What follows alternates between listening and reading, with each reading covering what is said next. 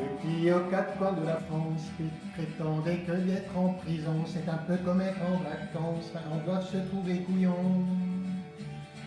Ils se sentent un peu comme des tolards depuis qu'ils se retrouvent enfermés et se rendent compte qu'à bien des égards, c'est dur de perdre sa liberté.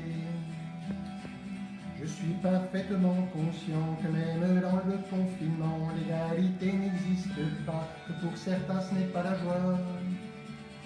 Que vivre dans quelques mètres carrés, c'est forcément plus compliqué que dans un 5 pièces plus cuisine avec jardin et belle piscine.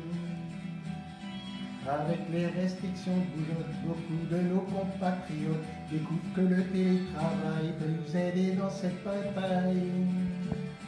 Mais de bosser à domicile peut s'avérer plus difficile quand il faut en même temps garder le chien, le chat et 3 mouflets.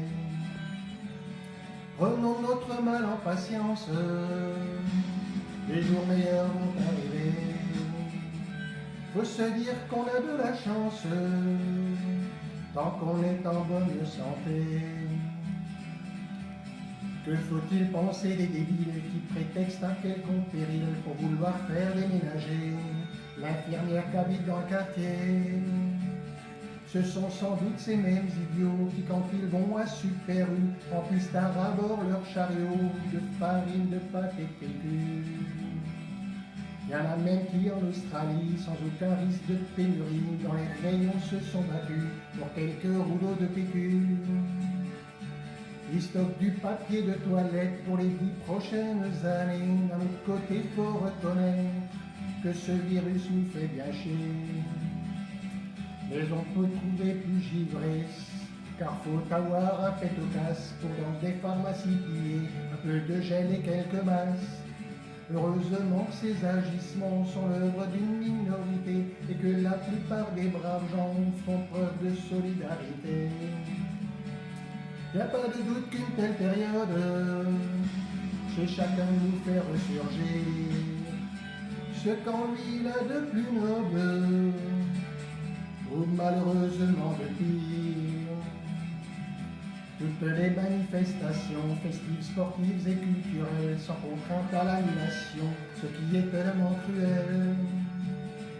À Munich, toute la Bavière pleure déjà sa fête de la bière et doit se poser le derrière sur 1 milliard de chiffre d'affaires.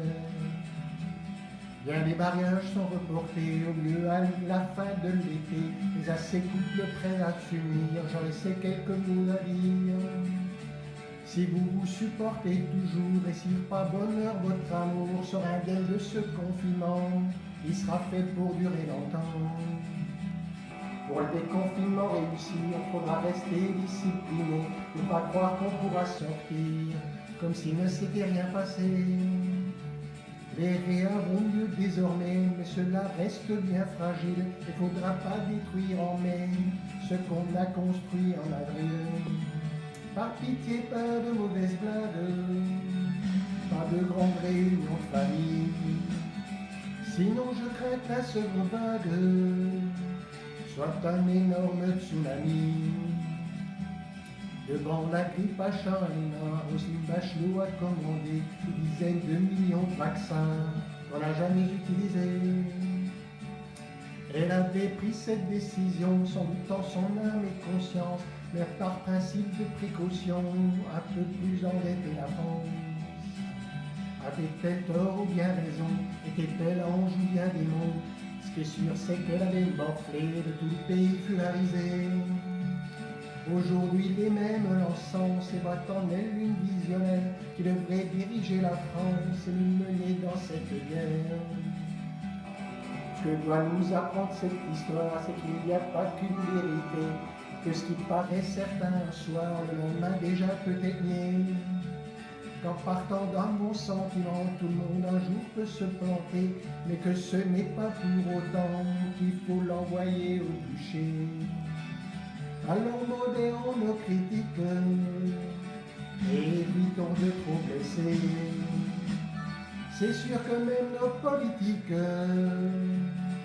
sont adeptos des enfoirés.